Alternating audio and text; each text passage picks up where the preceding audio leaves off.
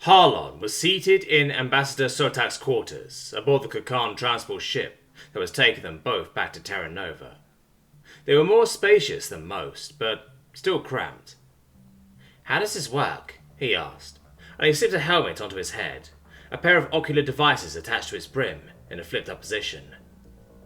"It's a virtual interface of sorts. It will be a bit disorientating at first, as when in the memory you will be the ancestor whose memories you're reliving, but you'll also remember your memories. Try not to focus on the difference. It can disrupt the process." Harlon nodded. "Let's get started." He flipped the oculars down. Sotak smiled and pressed a button. Harlon blinked as a white light seemed to pierce his consciousness. When it cleared, he was Sonal. Sonal looked into the sky. It was noon and the lights could be seen. He frowned at that. Ever since he could remember, you could see the lights at night. They frightened the elders, but never could they be seen in the day. Though it was true, they had been getting brighter and brighter at night. The elders were worried. The brighter the lights got, the harder the masters demanded Sonal's people work. He shuddered. From his ancestor memory, he could feel heat from the master's light that wiped out old villages. No one wanted to displease the masters. He looked at the lights quizzically. They weren't above the sky anymore. They were under it. As he watched, several of them, 6 Harlon's memories told him, slammed into the master's fortress, miles outside of the village, only to be stopped by some glowing dome. Then a lone light, brighter than the rest, pierced the dome. The ground shook, and the master's fortress began to crumble, the dome lighting up brighter and brighter, until it popped and dust began to flow out. Everyone was screaming as the dust began to race towards the village, so now turned to flee. He made it to the center of the village before the dust engulfed them all. In the chaos, he tripped and hit his head, blacking out. He woke some time later. His head felt like it was going to pop like the master's bubble. He sat up and saw them. 4 severals, 24, Harlon's memory said, of the masters, all kneeling with some other kind of being behind them, holding weapons that looked similar, but different to the master's light weapons. One of the masters had armor far more ornate than the rest. It was him that the new beings walked up to, and spoke a language he didn't understand, but Harlon's memories did. "Swarm Prince Garmot the Depraved. You're the last. With you, the Morlov will never threaten anyone again." The new being drew a weapon.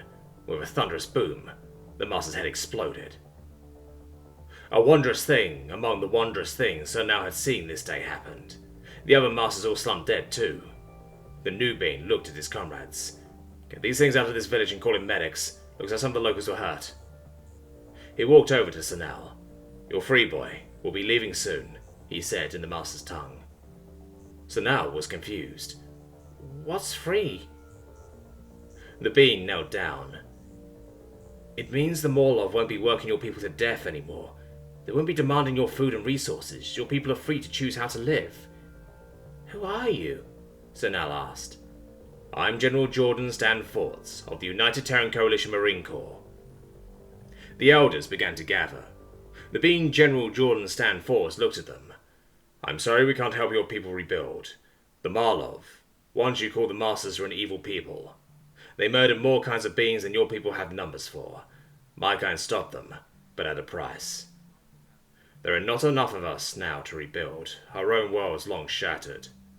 It was now that Sonal noticed all the new beings were old, their heads' furs going grey, wrinkles along their eyes and jaws.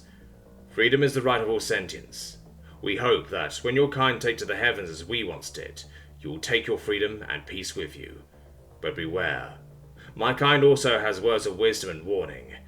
If you want peace, prepare for war." He turned to leave. "I do not understand," Sonal replied. "Why ready to fight if you only wish peace?" The General, Jordan Stanforth, stopped. "Because not everyone will want peace. It's better to be a warrior in a butcher shop than a butcher in a war zone." He turned once more. "We will leave a testament in the sky above you. When you reach the stars, you will be able to find it. Hopefully learn from it." The memory blurred. Harlon got the sense that the humans stayed for months, removing Marlov machines and having the Makar rebuild somewhat. Then the white light dimmed, and he found himself back aboard the transport. He blinked and tried to stand. Tshirt was there. Easy. It can be jarring. That? He began. It is a rite of passage among my people to be gifted the knowledge of the ancestors, Tshirt said. The memories from our bloodline. We have a birth, waiting to be triggered by some event or another.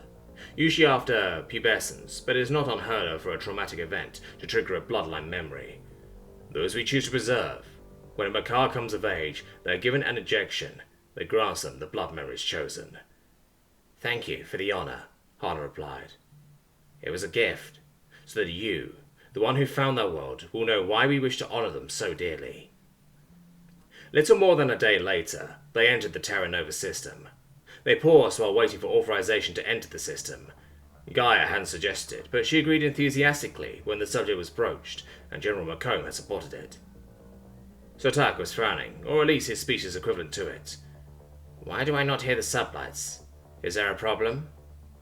Not at all, just security is very tight in this system, Harlan replied, not specifying it wasn't the Kakan security. It was only a brief pause, however, and soon they were on their way. Tshirt couldn't sleep, the excitement of finally being able to honor the Terrans. It had taken his people centuries, but they finally did go to the stars. They learned of the Morlov from thousands of dead worlds, and their gratitude towards the humans only deepened. The Kakan transport touched down, and Kakan technicians began to unload the ancient testament the Terrans had left in orbit. A sealed container had been built around it well before bringing it down to Micah for study, and it stayed in the cradle inside the container to this day. Tshirt stepped foot on the Terran world. Its gravity was heavy. This was one of their worlds, he asked wistfully, looking at the neutron bomb surface. He could tell it had been beautiful once. It is, Harlan replied. Come with me. He followed Harlan a short distance to some ruins. Kakan prefabricated rooms had taken over and patched the rubble. Through an airlock, there was breathable air. The testament was being brought too. Why? Tshirt asked. We wish to leave it upon the surface. Someone wants to see it, Harlan said. Then Tshirt heard a language he'd only encountered in his ancestral blood memories. What is it, Gaia? Tshirt turned and saw a human in real life for the first time. He fainted.